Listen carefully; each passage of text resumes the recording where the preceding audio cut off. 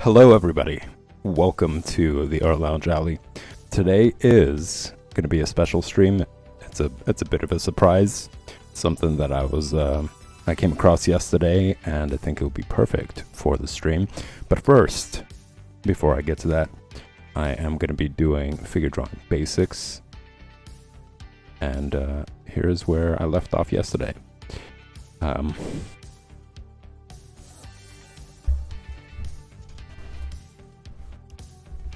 Did a quick review about do's and don'ts when it comes to drawing, and I think that's something that you guys can catch up on by heading over to the video section and filtering it based on collection, which will open up folders for each of the streams, and you guys can head over there and catch up on what's been going on for the past week or so.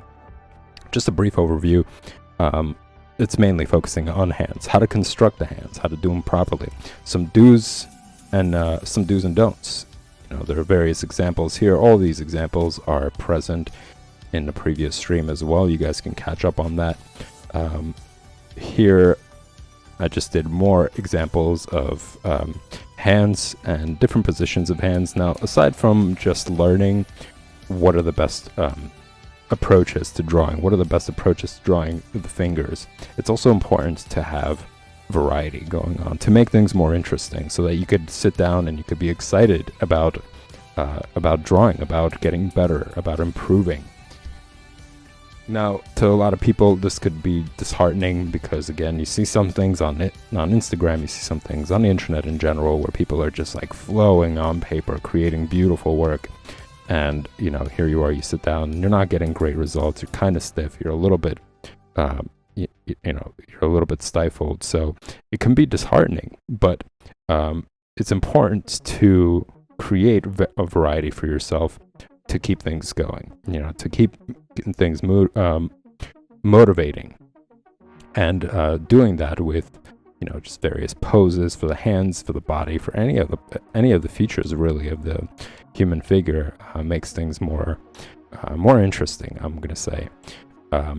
So for a lot of the time, for this week and last week, I've been focusing on just talking about how you could approach each of the features using all these different methods, like using the box or the block method, you know, building basically on top of another very basic shape. Benefits to it is that you start out with something very simple. You know, as you could see here, there's just so much detail in the line variation. There's like all sorts of little lines that really create a very convincing hand, let's just say, or if it's a face, there's multiple details on it that make it even more convincing, so it could be pretty intimidating. But if you start out with something a little bit more simple, you know, using this block form, as you could see here as well, it's just kind of like sectioning things out into planes. You're helping yourself get a better understanding of these features, and then eventually you will be able to draw them at any sort of perspective, any sort of direction. The purpose of this is just to solidify your understanding in your mind of all these features, you know, as they are proportionate, you know, not just I know how to draw an eye, you know, how is the eye related to the nose? How is the eye related to the other eye or the eyebrows? And just knowing the placement of them correctly, so that when you do draw them from imagination, you can always refer to these guides, basically understand that, okay, if it's drawn in this perspective, it's really helpful to use these lines that you see here in order to ensure that the perspective is maintained throughout the entire drawing. And then your eye just gets used to that. You know, it gets used to seeing the face in this, like, let's say in this position or in this position. Drawing the male head, drawing the female head. I'm going to say a lot of art, it has to do with memory. You know, you're basically building memory blocks in your mind that eventually turn intuitive, that eventually turn into you being able to do them without really spending that much time thinking about them. Similar to you having to tie your shoes, right? You don't think about the process. You don't think about the steps that you need to take in order to do it. You just do it. Same thing with reading. You know, you don't think about the alphabet anymore. You don't think about certain words anymore and like what do they mean. You just are able to recite them. You're able to remember the definitions of them.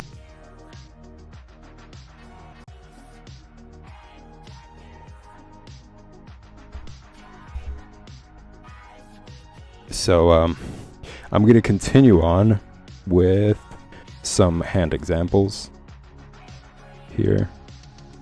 And I'm going to start out as I usually do. I'm going to try to take advantage as much as possible of the space. There's like still some good amount, like here, I'm going to say, and here.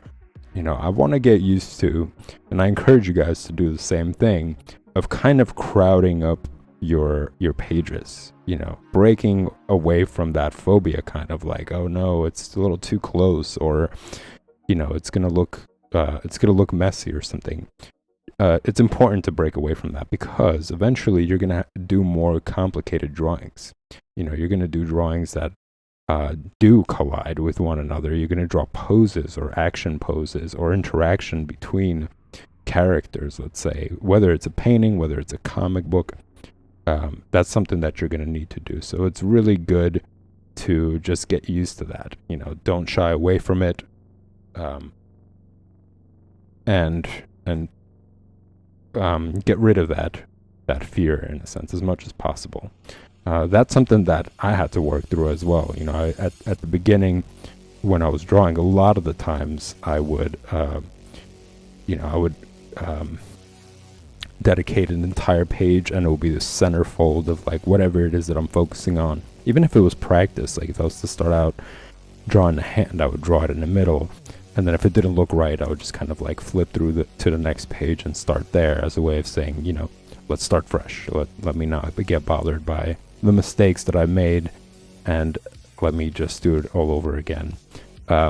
You want to just get rid of that. You know, you want to be able to just, if it doesn't work out well in the middle, you could just move on to the side of the paper and just start focusing on it.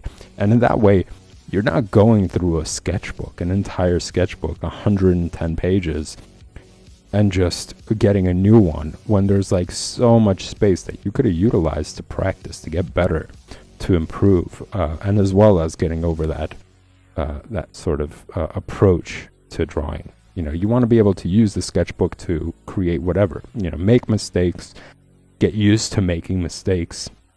That's also a really important one. I mean, I can't tell you how many people, including myself, get shackled by the idea of like, oh no, I made a mistake. And, you know, all these thoughts start pouring in of like, oh, I'm not good, or so on and so forth. And that ends up kind of stifling progress, or stifling your desire to sit down and practice.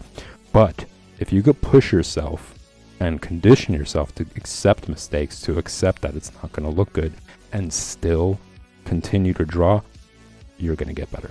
You're going to get much better. You're avoiding something that is a pitfall for a lot of people.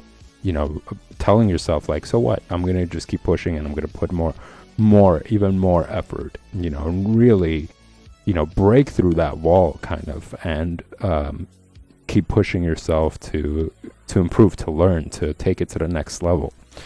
All right, so enough of that. Let's just start drawing here.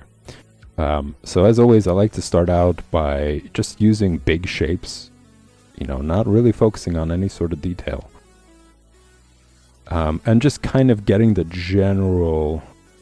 overall shape of the image.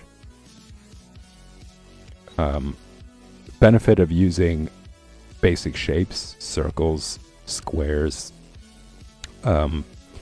triangles, whatever basic shape you could think of. The more you practice them,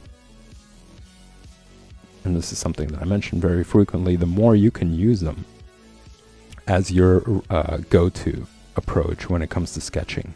You know, so here, instead of just like squiggles and just hoping it eventually takes shape, you're immediately hopping to even a circle, or a square, or cylinder shapes, like little thin cylinder shapes.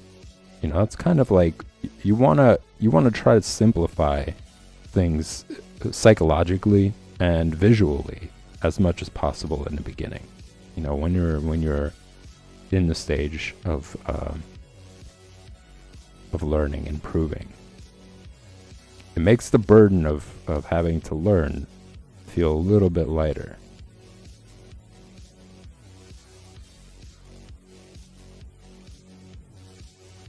So once I do that, once I created like the general shape,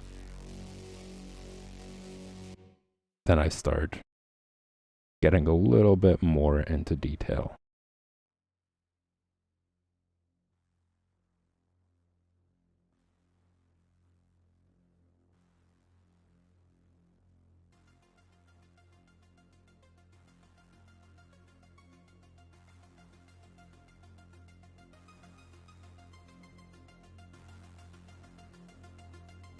And if you guys are struggling with certain things, if you're struggling with certain motivation, bring it up in chat. This is anonymous. There's no way of knowing who's who, really. So don't feel shy. There's nobody here who really knows exactly who you are based on your username. So if there's something that you want to talk about and you want to get some perspective, you want to see what other people, this might spark a conversation, and other people can get involved and say, yeah, that is something that I'm actually going through as well, and you guys can discuss that. But as always, I'm happy to offer you guys some perspective, talk to you about my personal experiences with the same sort of issues that I came across while learning, while I'm still coming across. It isn't something that really goes away. As long as you're on the path or on the road to always improving, on the road to like leveling up, you have to first of all acknowledge where you're faltering, like where your weaknesses are.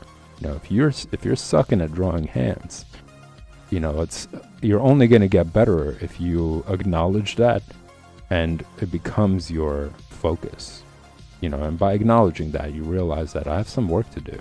I gotta practice these things. I gotta keep working on them as much as possible until it's second nature, until it really ingrains itself into my memory. But yeah, like I was saying, I'm gonna say a lot of drawing is memory. A lot of it is just conditioning yourself to remember features, remember things to do while you're drawing. Remember, like reciting, like, oh, last time I drew the mouth, the corners of the mouth really made a difference to the face. So let me pay attention to it this time.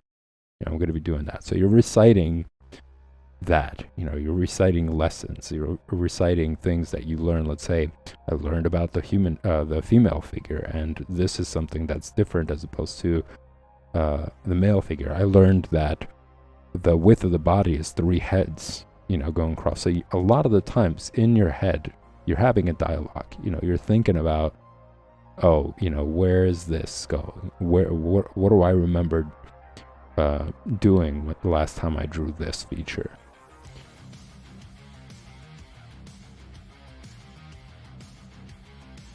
And then, as I mentioned, eventually it just becomes second nature.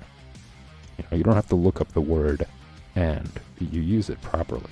It's because you just spent so much time studying it, understanding it, coming across it, that is just ingrained in your head. You just use it properly. You don't have to pull up the dictionary and be like, what was it? How do you use it? What does it mean?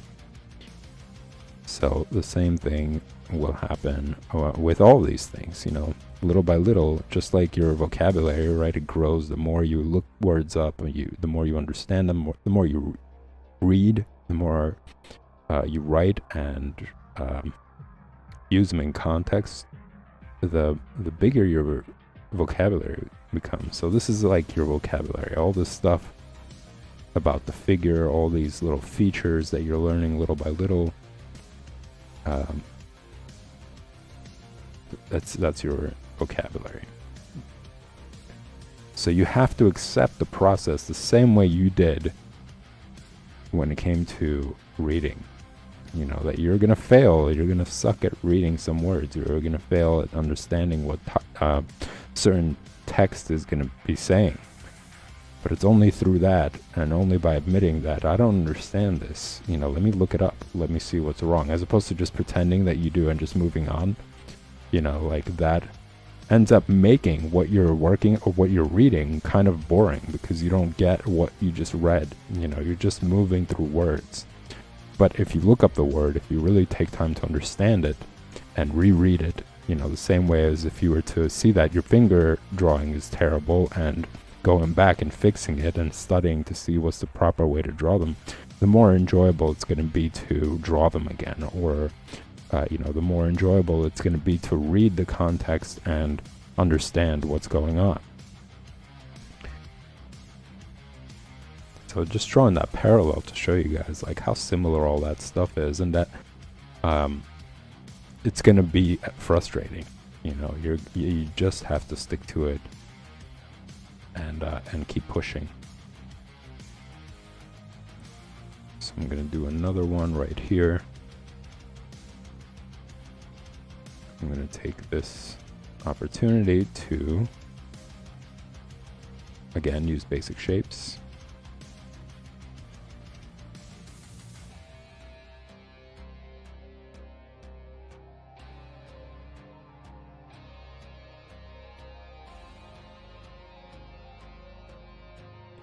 And remember, you don't have to be exact with the basic shapes. It's just the starting point, and then you could start shifting things around.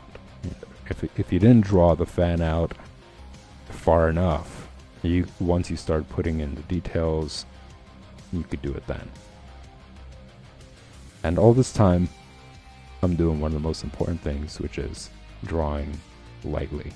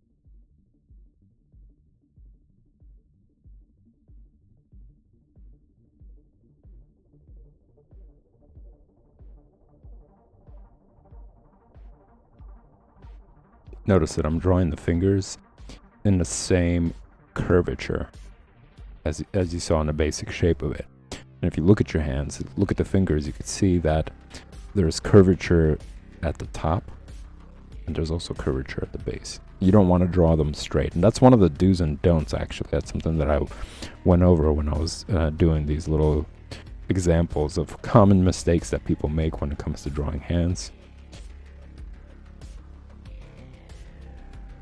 So just things like that, having to remember next time you sit down and you draw hands, like, I got to remember to make sure that, first of all, the fingers vary in size, that it's not all just the same.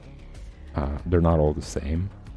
And also to add that curvature for the top and the bottom, the base of them. Something else, actually, that I talked about that I think is really important is considering the size of your fingers in comparison to your palm. Now do that with your own hand. See how that compares, and talk about it in chat.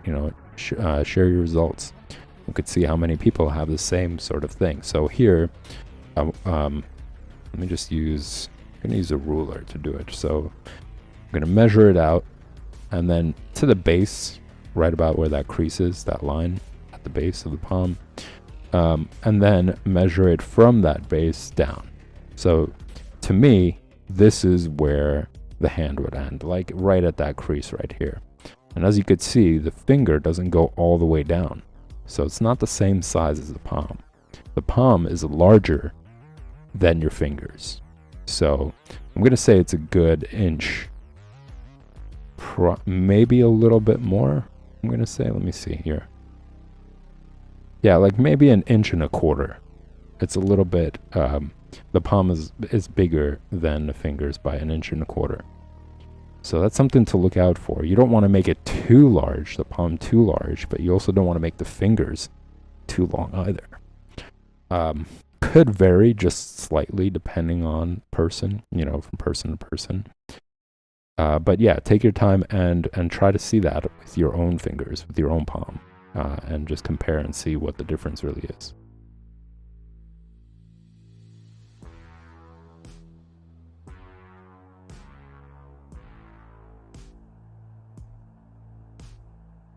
Now, do I have space to do something here?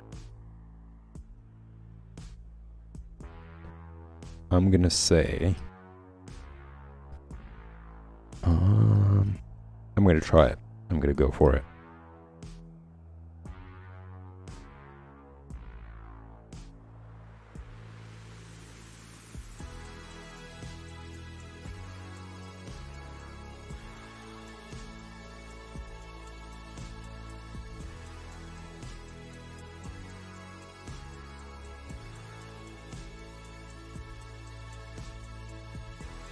Doing general shapes here.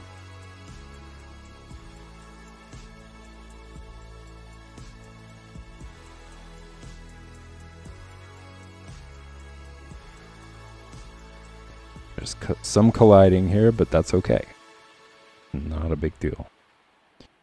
Middle finger being the longest finger here. Then we got the ring finger here. And finally the pinky.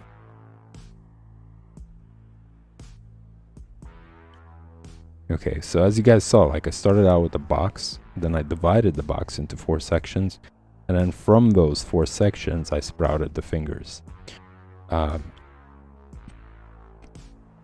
Remember, this is also, it's kind of like, it's a little bit meta, right? You're using a technique to improve your drawings of hands, but you're also learning the technique that you're using to improve the technique of drawing hands. So to learn how to use the box form or the block form as a way of constructing your drawings is also a learning curve. So you have to, just like anything else, as I mentioned, anything that you're learning, you're gonna have to accept that it's gonna suck. You're not gonna be great at it. But it's through focus and concentration and determination and really studying what you're doing that you're going to get better. So once again, embracing failure, embracing that you're going to suck, and becoming more and more okay with that. I think it's also really important when it comes to just life in general. You're going to come across this stuff. There's going to be people who are going to get off on that, and they're going to do that spitefully, just so that they could see that sort of reaction. It's a weird disorder. It has something to do with low self-esteem. They just get off on that. But you become okay with failure. You become okay with bad results, or you not attaining what you're looking for, and it makes everything a lot easier. You're not crushed every time it happens. You just know, hey, this is just another case of those things that I've gotten myself used to. No big deal. I have to keep my focus on where I want to go. Like, if I need to improve, I'm just going to keep on trying to improve. If I want to get really good at drawing, I'm just going to focus on that and put my all into it. If it comes to, let's say, jobs, you're not getting the job that you want. No big deal. You're going to still keep pushing to get the job that you want, or a school that you want to get into. No big deal. You didn't get into that school, but there's something else that you're working towards in order to get to that school. So focus on that, get better, improve, push your way to it. And all of that, whether it's drawing, whether it's any other pursuit in life, you have to plan. This is a plan. Having to approach it using the block form, that's a plan. You're thinking ahead. You're not just immediately jumping to try to draw the most detailed part of of the drawing, you're planning your way to getting there. It's just another instance of like how art imitates life and life imitates art. You know, it's such a cool intrinsic quality about, I guess, the learning process. You know, you really start to, I guess, connect with other things as well. I find that fascinating. I think that's really cool. That's one of the really awesome things about art in general.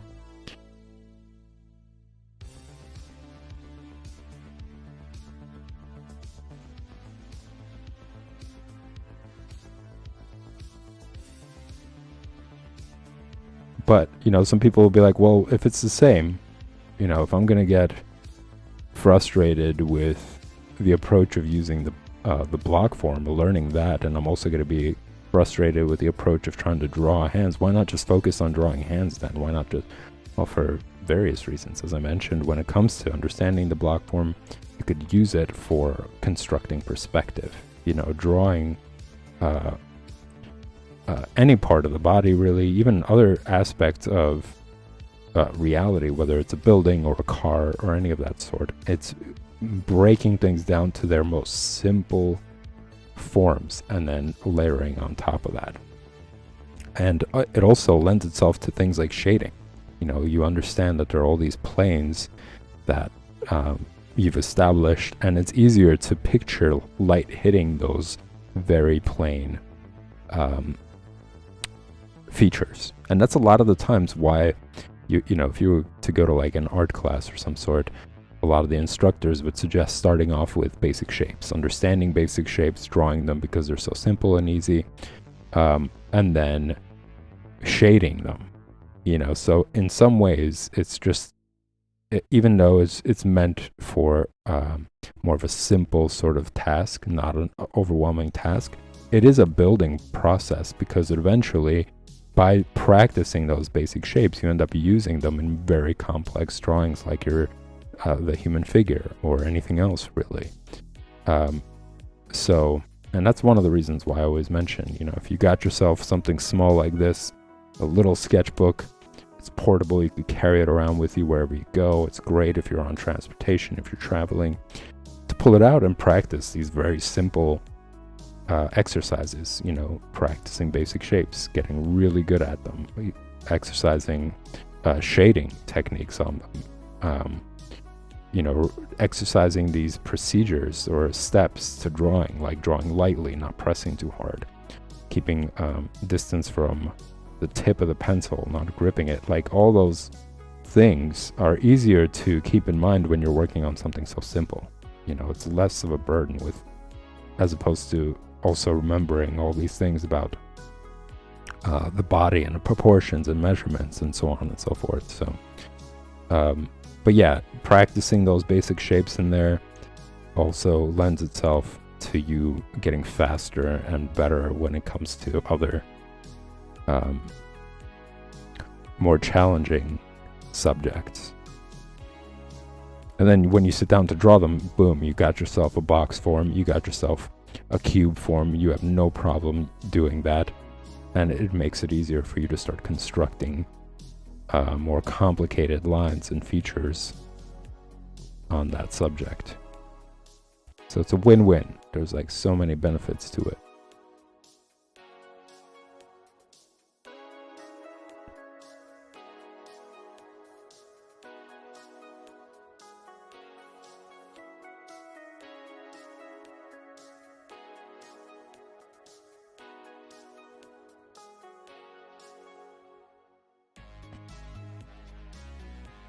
And I used to reject it so hard when I was growing up, when I was younger. I used to reject that idea so hard, and I would spend so much time just getting really good at drawing it from the approach that I think a lot of people do as well. It's just drawing the exterior, you know. And it did help, but when it came to drawing things in different perspective, when it came to drawing the hands, like, okay, I got down really complicated lines and I was able to like recreate them and really copy them so well But when it came down to like doing things from imagination, it and changing the perspective of whatever it was, like I was, let's say it was the hands, it became very challenging. And then I found myself having to like wonder, well, how do I improve on that? Like, how do I get a better understanding of it? One way is trying to draw using that approach that I was using, more and more and more, just kind of like subscribing to that intuitive form of drawing, where I'm just continuously drawing hands forever, over and over and over again, all sorts of positions and everything. And then using that approach, or trying to understand it three-dimensionally, trying to really grasp its limits and why and what, really getting down to it. And that really helped, really helped in things like perspectives. I remember I was drawing this one figure, and it was a very challenging pose. It was a top-down view of a woman, and the position that she was in, there was a lot of foreshortening there. There was a lot of, I'm going to say, there was a lot of perspective going on, and I really wanted to approach it and like get it down right. In my mind, the image was very vivid, and I knew exactly how I wanted it to look. But when it came down to like translating it on paper, having to use the pencil to recreate that image, it was very challenging.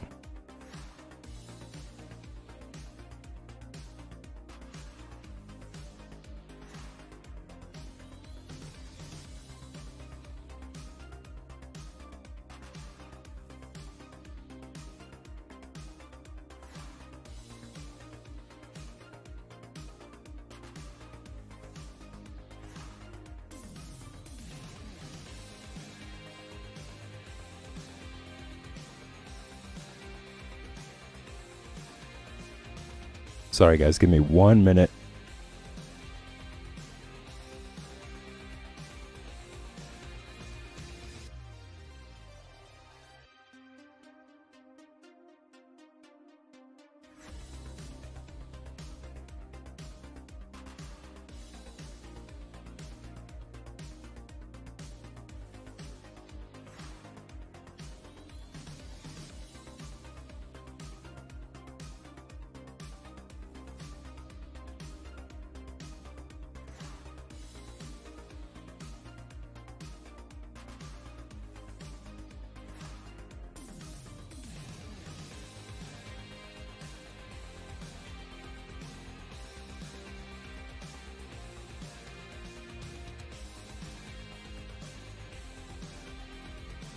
Okay. Just having to translate it onto paper, know how to draw that perspective became really challenging. But by using that block form, by using that approach, it allowed me to start constructing it on paper, as opposed to just focusing on it through my imagination.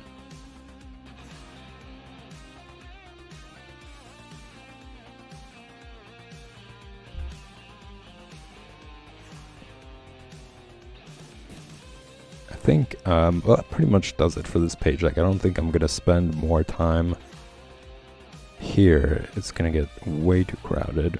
I think I'm gonna move on to a new page.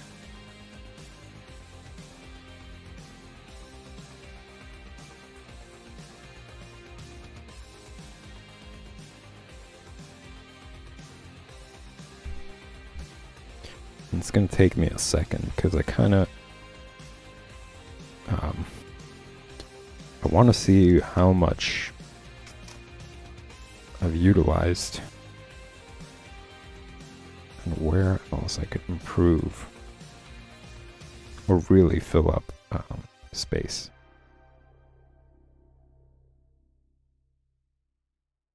I actually used way more pages than I thought I would with the sketchbook. guess yeah, I'm trying to push myself past that discomfort, you know, of, oh, there's like, I could see through to the other side of the paper. I could see the previous image, like, and just kind of saying, who cares? And just using the paper properly. I got these 2 other sketchbooks that I'm waiting to use. To be honest, I'm like a little bit nervous about it because it was still a purchase well worth the money. It was like 2 sketchbooks or $10, and better paper than this, that's for sure. And this was a lot more expensive. It's because it's like a spiral, I guess. But yeah, 2 sketchbooks are $10, and the paper is better for sure in comparison. Like, I could even feel the difference, really. But what I am nervous about is whether it's gonna be good for India inks, because it's a lot of pages. It's gonna be 110 pages.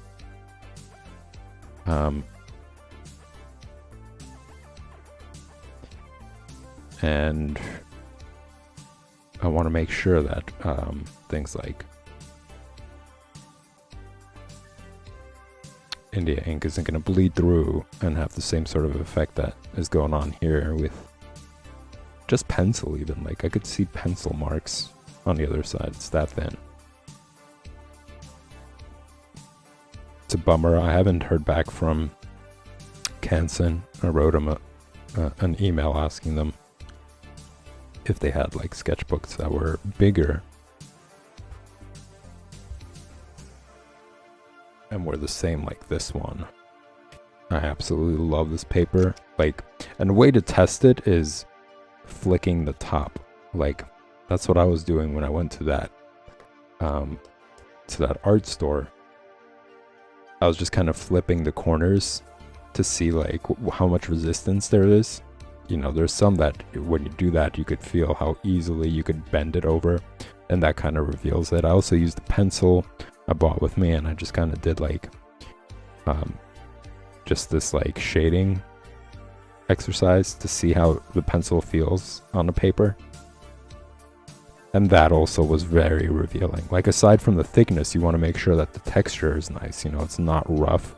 It's not so rough that it's like grinding the pencil. Or it's so slick that the pencil is just like gliding on the paper and it's really hard to leave a mark on it. Finding a nice in between. But that's for me, you know, personally, that's what really attracted me. And this is why I spent so much time on in the sketchbook, was because I found it to be so enjoyable. Like, all these pages are pretty much filled, and I was like, I don't want to finish the sketchbook. I want to keep, you know, I want to keep drawing on these pages. I'm really enjoying the process. So, but yeah, I wrote to Canson and I haven't heard back. I'm gonna try to do it one more time, you know, because sometimes emails get lost, or maybe I didn't send it properly. Who knows? I mean, it's a 50-50 chance. I'm gonna try it one more time, and if there's nothing, then, you know, I guess sucks for them. They lost a customer. Somebody was really interested in their paper.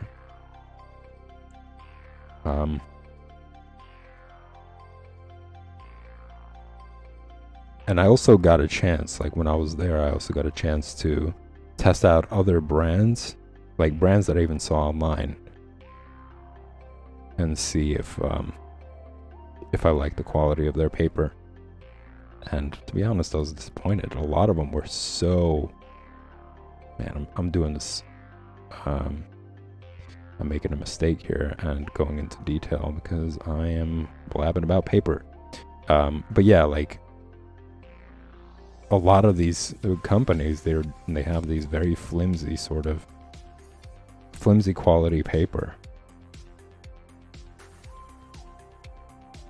And I think some of these companies are closing shop a little bit too early.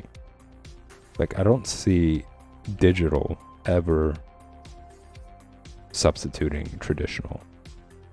Like, it's its own thing, you know, it's its own um, experience. It has its own ups and downs, pros and cons. So I don't really see that traditional is ever going to go away. And I hope not. It's really such an awesome experience. I really love that I am unplugging. I'm not focusing on screens.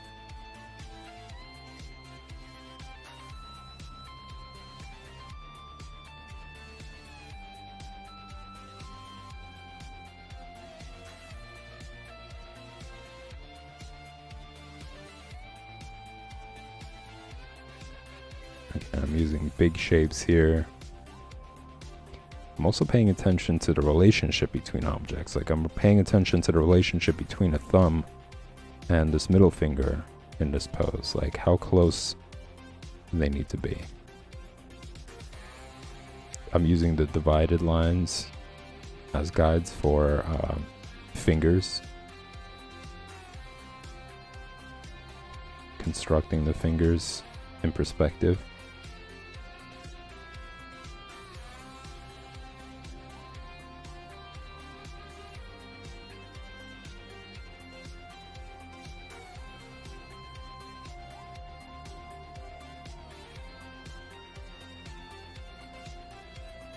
And this is also a great way, like, I think it's also an excellent way to learn the box form, is by looking at, not just drawing, let's say you're looking at a reference and it's box form and you're redrawing the box form that's in your reference. It's also a great way to exercise of getting an understanding of it, is by looking at something as a complete reference. So like, let's say it's a complete hand, right? It has all the details on it. It looks real polished. What really helps you get a better understanding of how to use the block form, how to approach this, or understand this strategy better, is by using that reference, that realistic reference, and trying to draw it, construct it using the box form. So notice, for example, like, let's say this is a really realistic rendition of the finger, and you could see, well, here on the side, this is where that plane would be. Considering that the nail is here in the reference, that means this area is going to be a plane, right? And if that's the plane, then you're going to have to connect the tip of the finger. So as you could see, you're just starting to construct it using that block form. And if you're going to continue it on from there, then you could build from that point. Okay, well, now this is going to be, since I have to connect to this here, this is going to be entirely this side of the finger, and so on and so forth.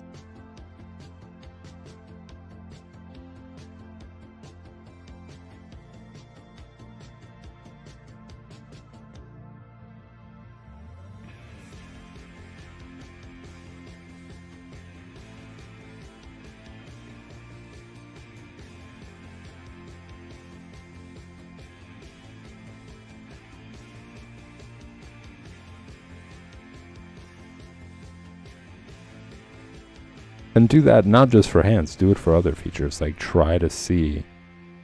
And again, you're going to suck at it. Just remember, it's not going to be a great result. But it's your opportunity to practice, not worry about the result. And it's your opportunity to understand that process, as opposed to get polished, excellent results. So once again, accept the result, accept the learning process, accept that you're going to suck, and just push through that.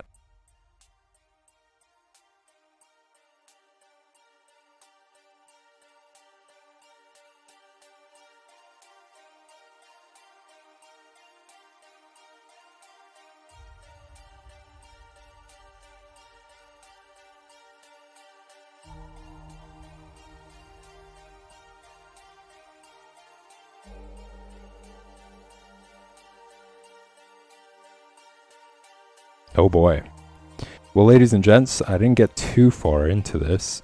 I did have to start the stream a little bit late, unfortunately, this time.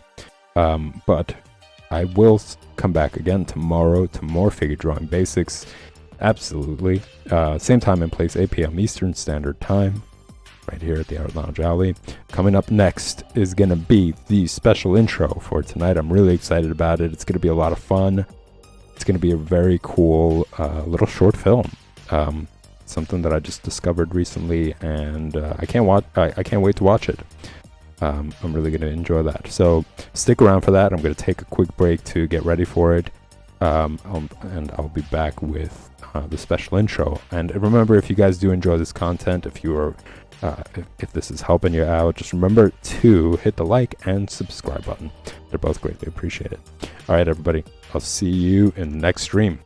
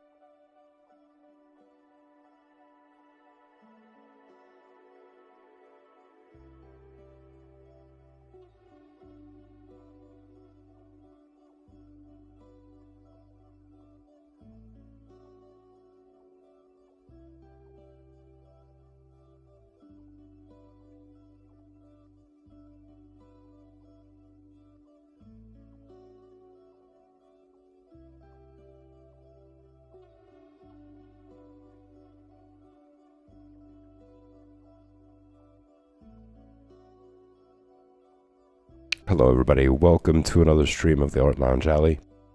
This is Coloring Comics, part 43. But before I jump into it, I have a special intro for you guys today.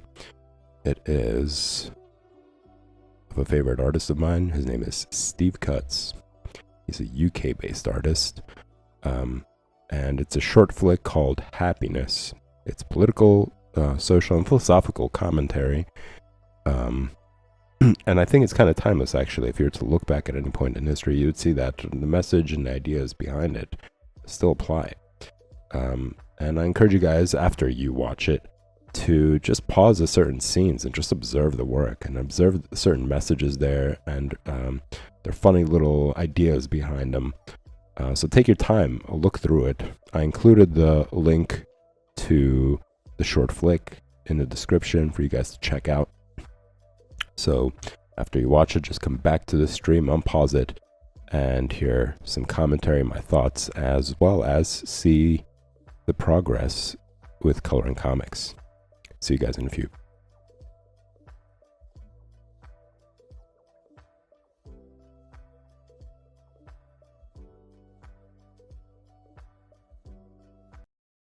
That was it, everyone. That was Steve Cutts. An awesome animation. It's beautiful work, really. Just all around, I really enjoyed how he was able to render all that stuff.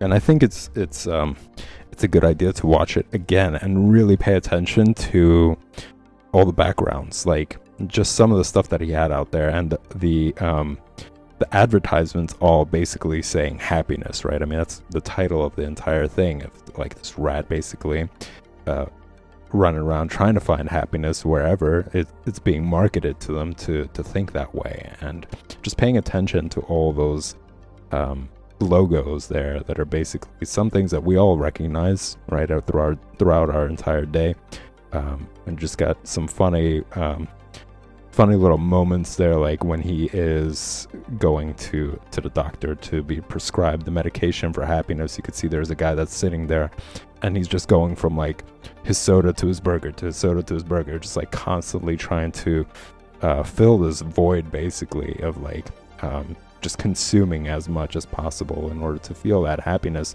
and him going to the pills as a source of happiness, and then of course him going to liquor as a source of happiness. Like, this is something that's very common, and a lot of pitfalls that people come across whenever they're I guess unhappy, or they're going through certain things. They're looking for ways to fill that void. But I really thought that it was interesting, and the way that he, basically described it all is just like the common idea of us being in a rat race, basically. Just being stuck in this maze, going round and round, making the same sort of mistakes. And it's kind of like, a metaphor, I'm going to say, to how the people who are basically exploiting us and having us run around these like hamster wheels basically look at us as rats. They're not considering the well-being of an entire economy. They're just looking at ways to exploit people, or the way that they see them as like rodents, disposable rodents. I think it's a really clever way of looking at all that stuff and displaying it. And a lot of times people do feel that way, considering the circumstances, considering what is around us in a way. But anyways, going on to what I am doing today, it's going to be Conan. It's Conan the Barbarian, done by John Buscema, for those of you who are just tuning in for the very first time. I am coloring previous panels that I've done, and I'm using India inks to do it. Moving further along, it's actually kind of further away from drawing comics. Drawing comics, I'm a couple of pages ahead of this. So this is an opportunity to kind of catch up. This is the beginning to Conan entering the cult. He's like infiltrating it. He's kind of under disguise. You could see him in this panel right here, showing to the guards some sort of emblem to get access to the meeting. But then they notice that there's something different. And that's just the beginning of what is to come for Conan. Alright, so I spent some time here, and I'm pretty satisfied with it. I'm gonna have to come back and do shading, and just like fix some of these mistakes that I see here. Give it a little bit more of a more smooth transition.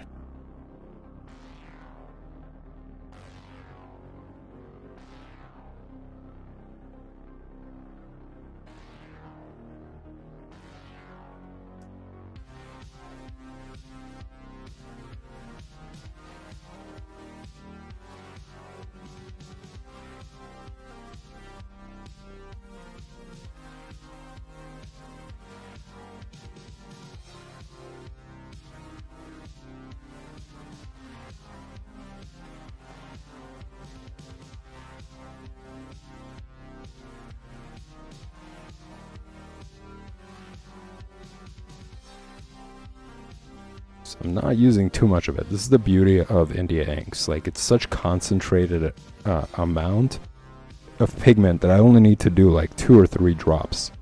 I don't have to get into it too deep.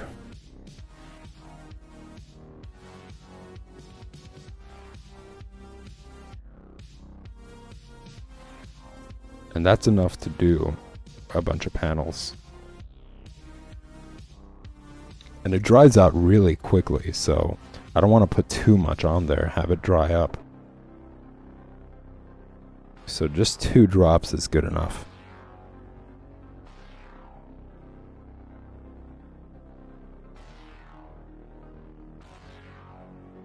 Maybe 3.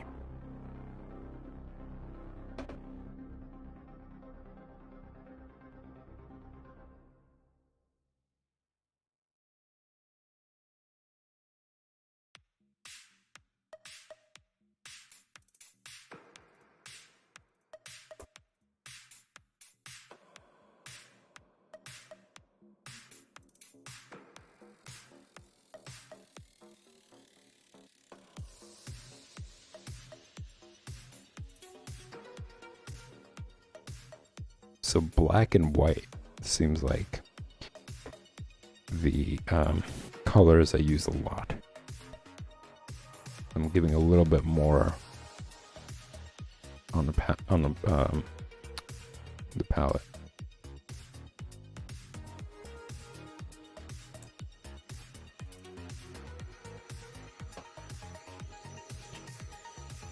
There's a lot of green here in this panel, so it's going to be a lot more mixing.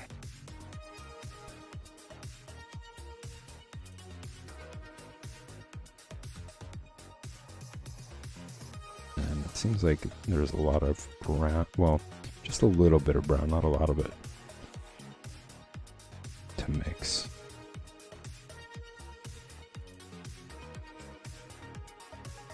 This is going to be a big test to see how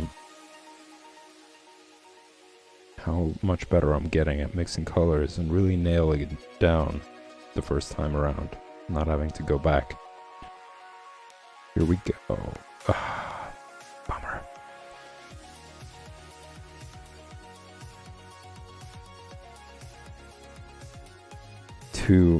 Way too green.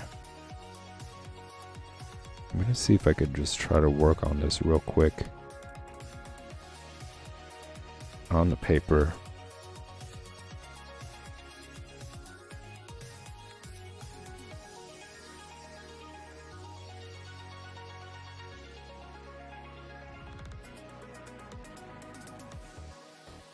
Not happy with this at all.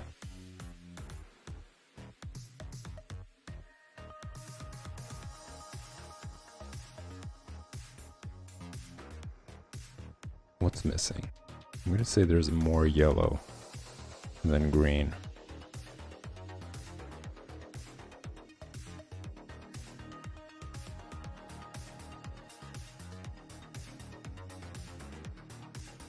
It's a challenging color. It's you know, I have been kind of struggling with it with any other stream as well.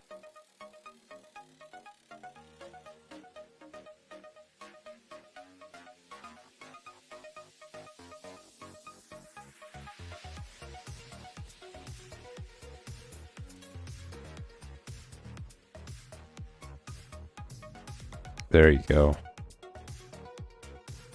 That's more like it. And because it dried so quickly, I'm able to actually go over it.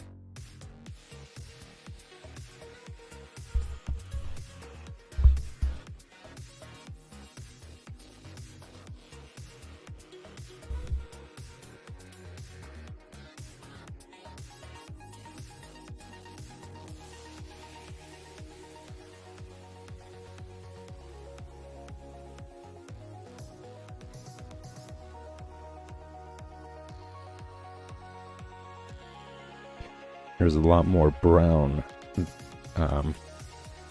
in the mixing.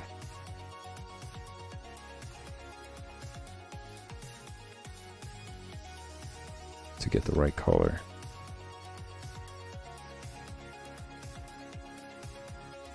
But even still, I'm going to give it some time to dry, and then I'm going to come back to it. In the meantime, just focus on these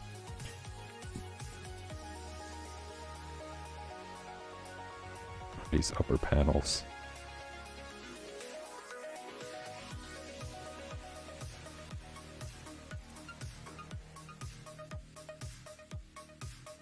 Really, I'm just going to cover up this little detail, because as I mentioned, I'm going to just come back and ink these areas again. I think the way to go about it is to pencil them and then do colors on top of the pencils in order to avoid having to repeat inking again. So like after I do the pencils and after I do the coloring, and then I'll come back and really try to bring out those pencil lines. That's the best way to go about it. Since this isn't acetate paper, it's not the same exact approach. That's what they used to do. I'm just gonna have to work around it this way. Time yet? Nah, still kind of wet.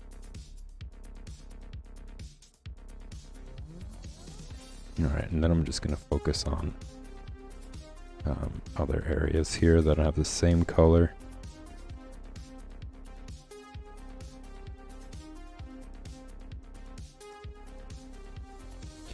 Part of me thinks there's a little bit more brown.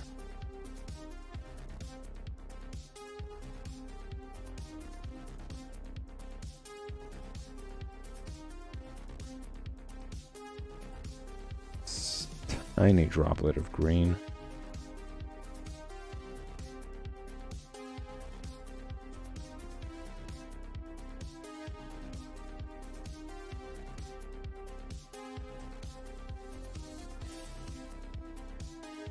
Let's see.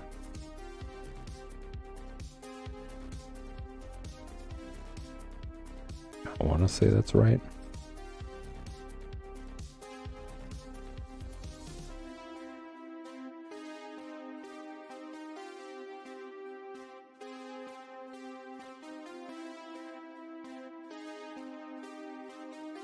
But whatever it is, I'll just come back to it.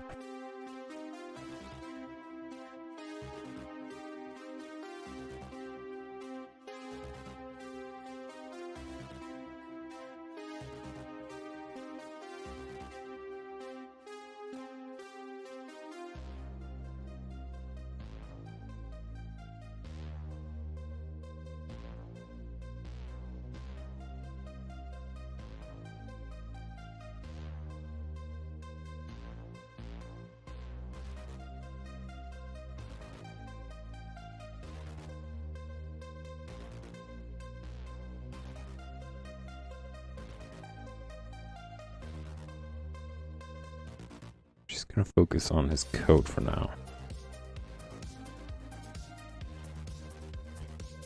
Which looks like it needs a little bit more purple than what I have.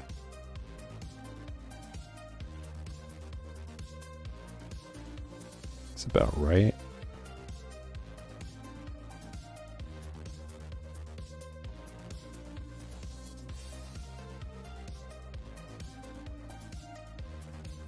I mean, considering that there are these little dots,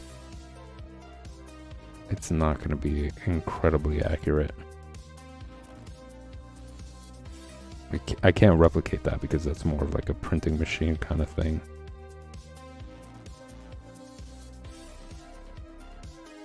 And that's what I think that's what's throwing off the color a bit. But let me try something. I'm going to experiment right now. I'm going to add a little bit of brown. And see what that does to the color.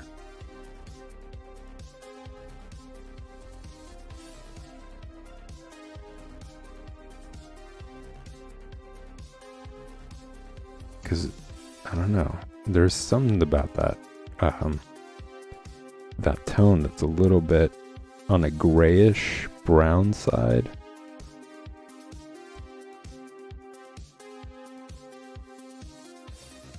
So let me see if I could experiment with that.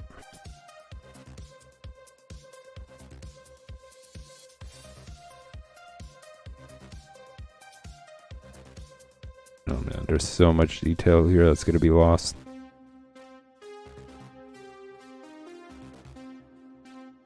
Yeah, look at that. It just completely covers it up. Darn it.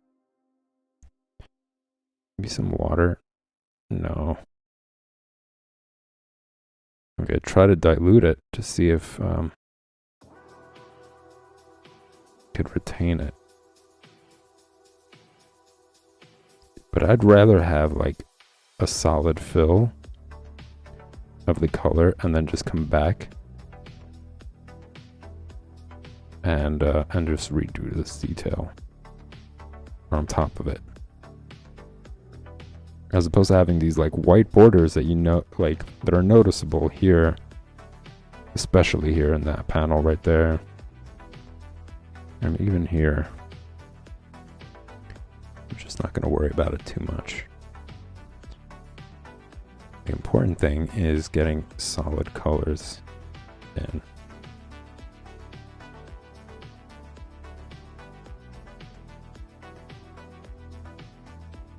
Now I'm curious actually to see how pencils would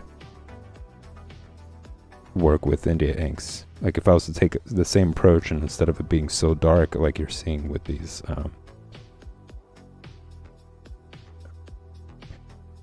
black lines, I wonder if it would just be completely invisible with pencils.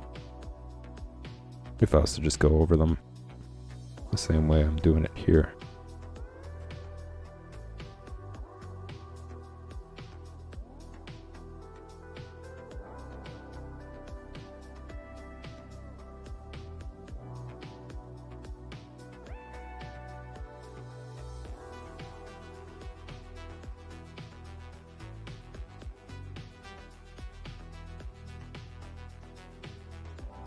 Even a light coat, I guess, helps.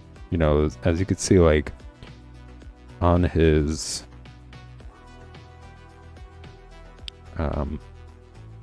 coat sleeves, or his robe sleeves,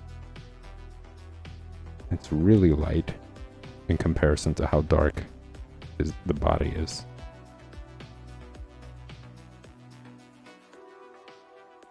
But just having that is okay, because once that's filled in, I could go over with darker colors and I don't have to worry about like those borders, those white borders.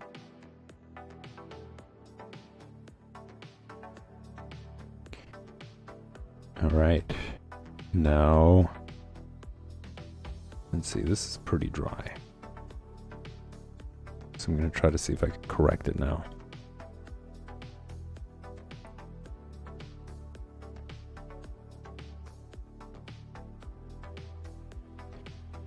A little bit of white, a drop of green, a whole lot of yellow, and I'm going to say a good amount of brown too. No. Too much brown.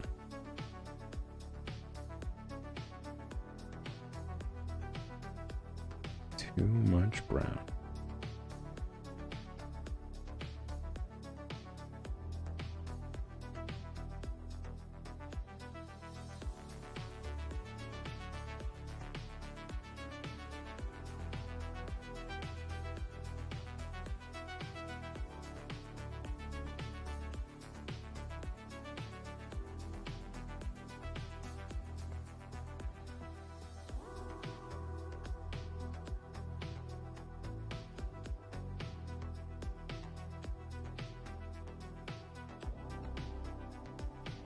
Say that's more accurate.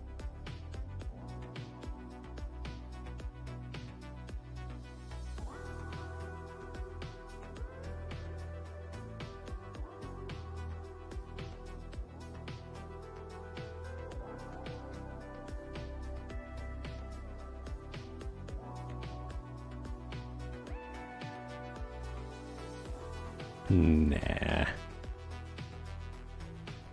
Still needs more color mixing there.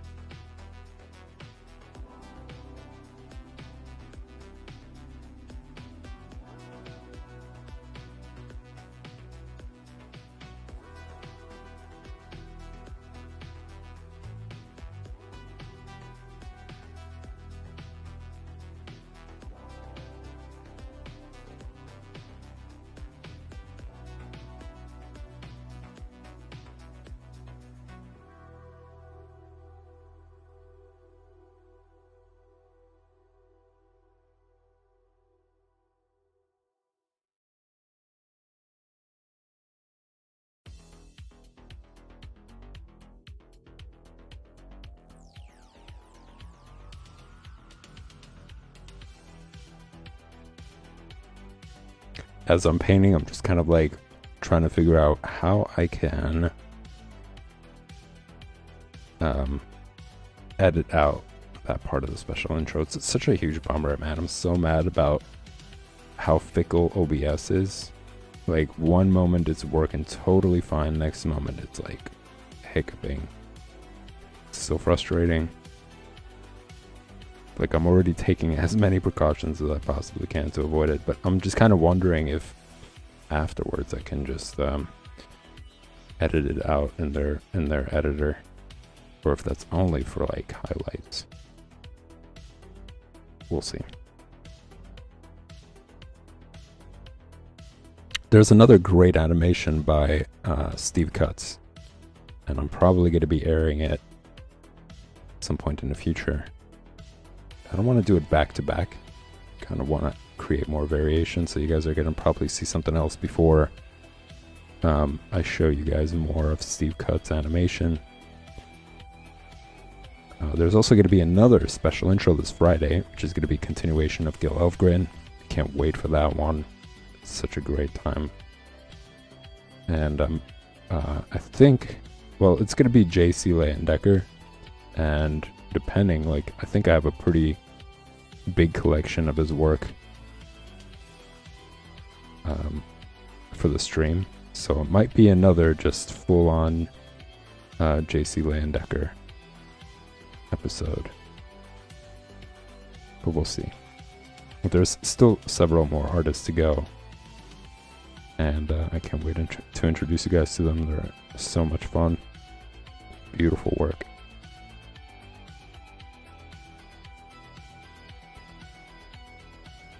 Uh-oh. I want to say this is right.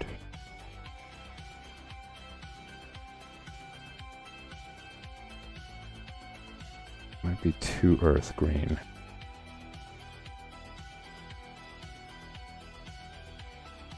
Let's see what happens if I add a little white here. Little white and yellow.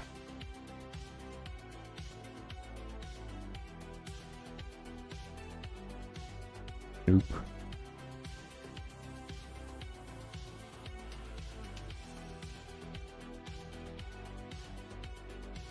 It's kind of close, but now it's too light.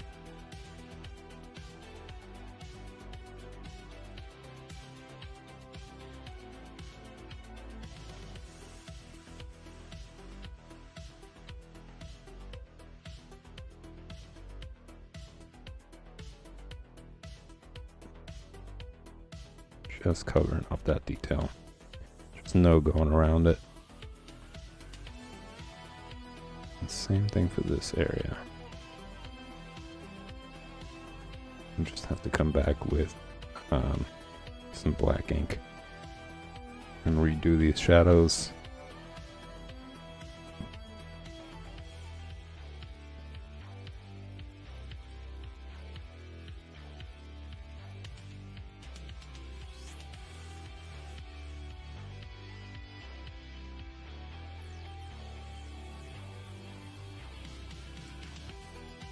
I'm moving along pretty quick. That's the positive side. That's the upside to this. And I do need to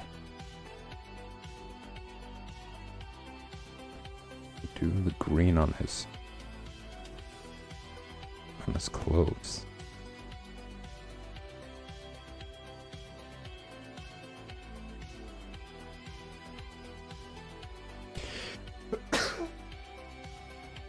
Excuse me.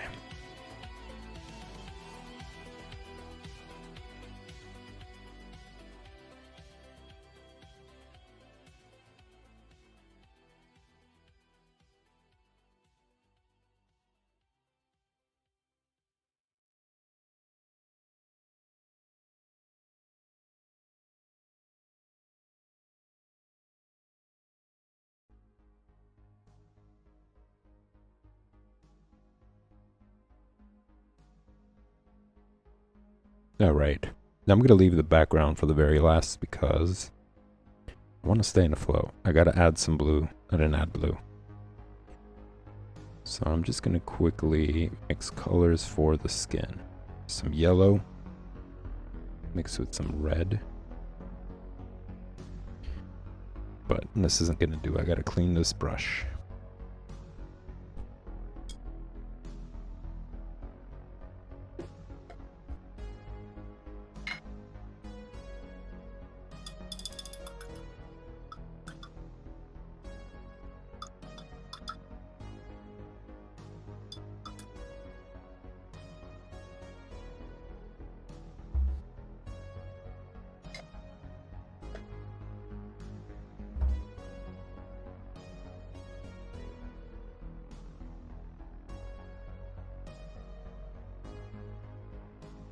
Alright, some red and yellow to create that orange, and white being an absolutely necessary part of the skin tone mixture.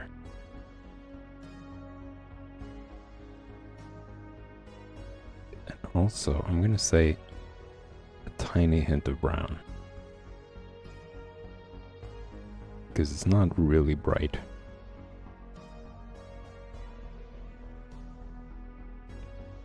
And I think brown is a little bit more viable to darken the color than if I was to use black. Like, black really takes over. Like, even just a smidge of black ends up creating a very dark result.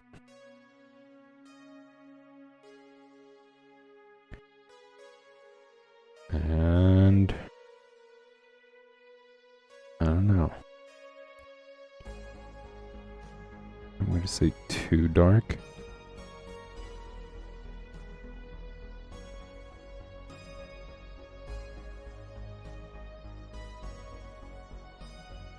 Because also when it dries, it gets a little bit more dark as well.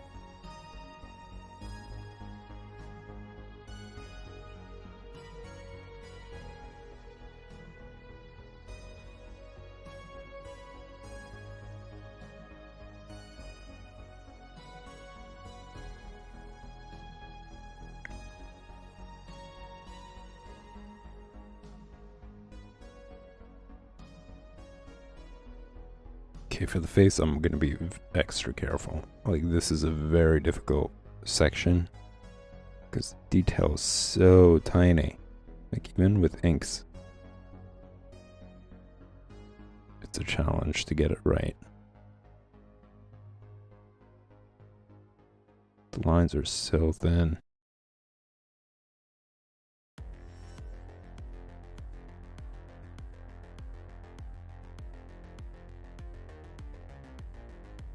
You know, I'm still not satisfied. I still think that it needs a little bit more brown.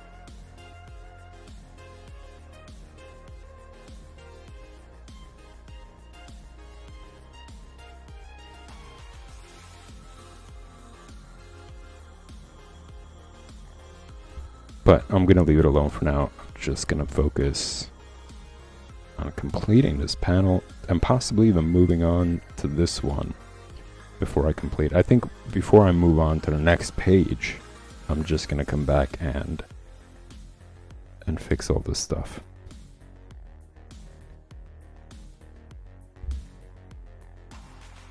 And in the meantime, I'm going to get some blue to work on a background.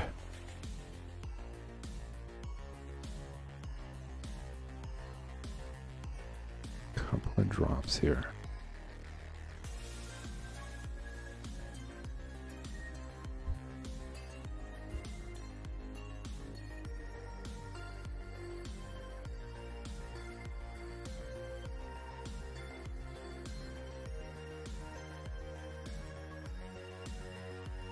A little bit of blue, and also I'm gonna add a hint of black. Oh boy.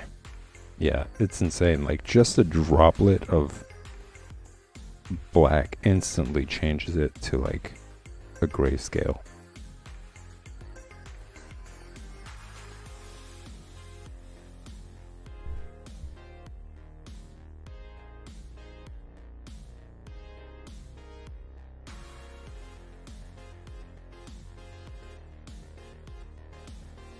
See if I could work on the paper with it.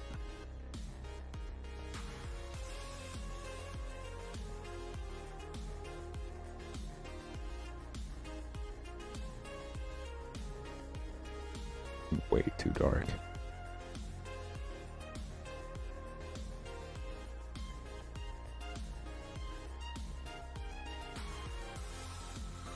I mean, the tone is about right. It's just, I guess, because the brush is a little dirty.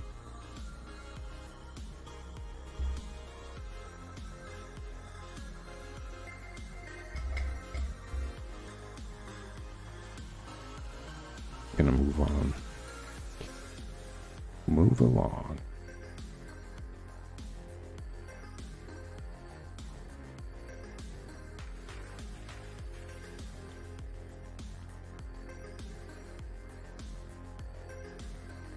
Yeah, this page is gonna need some TLC.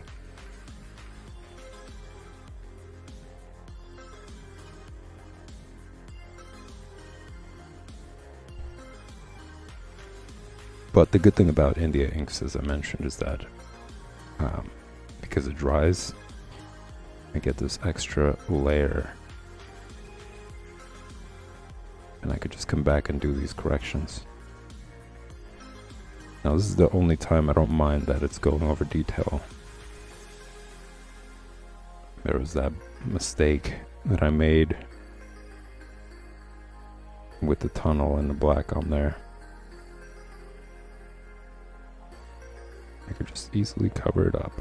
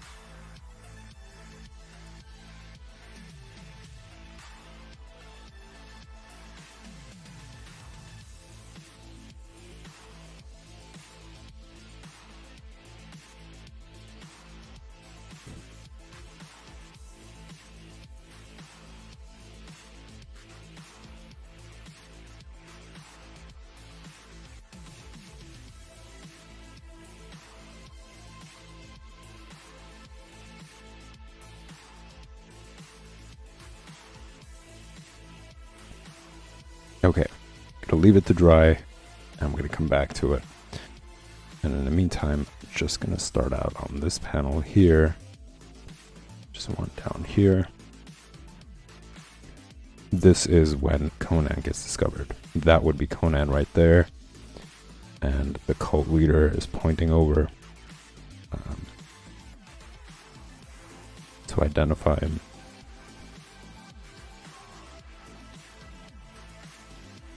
Alright, what do I do? I'm gonna go with green.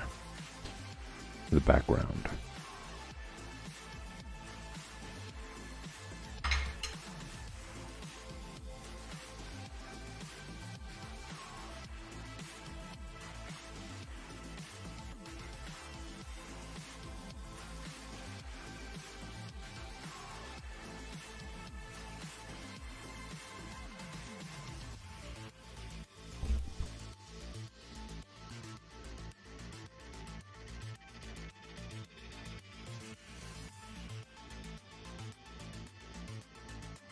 I think most of it is already dry.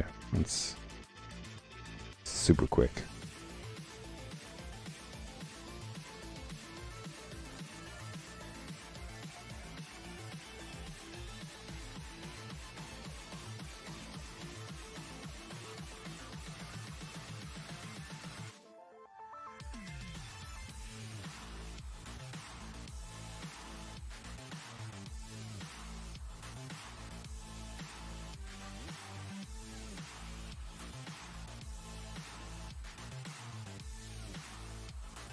Is that right? Did I get it?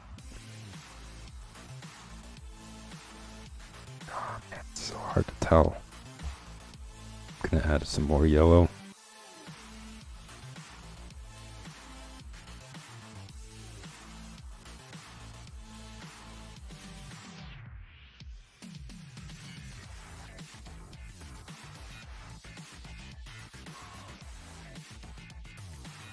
And really, I could just do the entire, I'm going to do the entire block, that color, and then once it dries, I'm going to do the shading on top of it. I think that's going to be more of a consistent result, as opposed to just like leaving the space blank for the shade.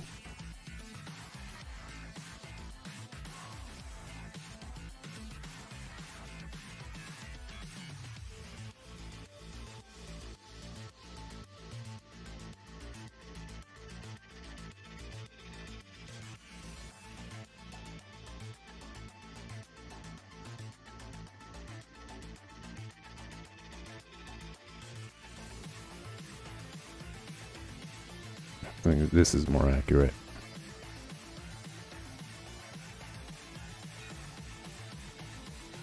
This color is more accurate. It's supposed to be more on the yellow side.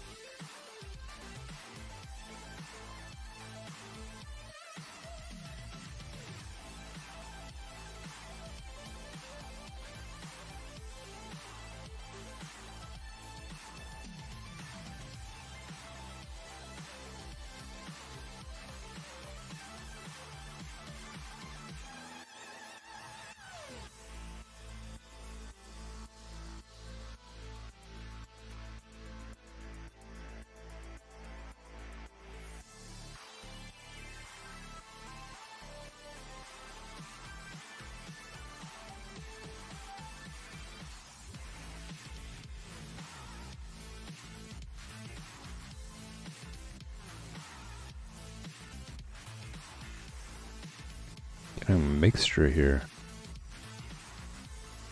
Mixture of results.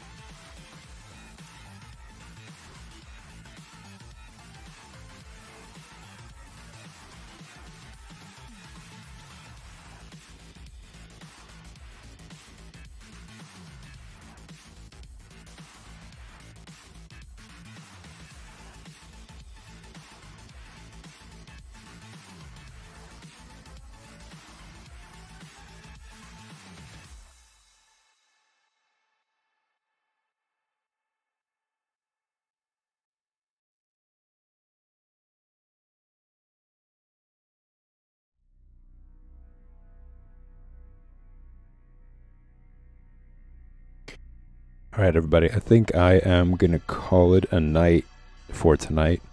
I got to do some editing. It's kind of like on my mind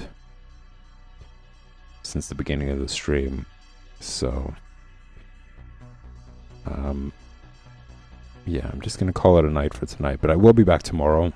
Things are gonna be a lot more smooth for tomorrow's stream. So make sure you tune in then. And also, as I mentioned earlier, there's going to be a special intro this Friday. It's going to be a continuation of Gil Elfgren. So make sure you tune in then. Thanks for tuning in, everybody. And I will see you tomorrow.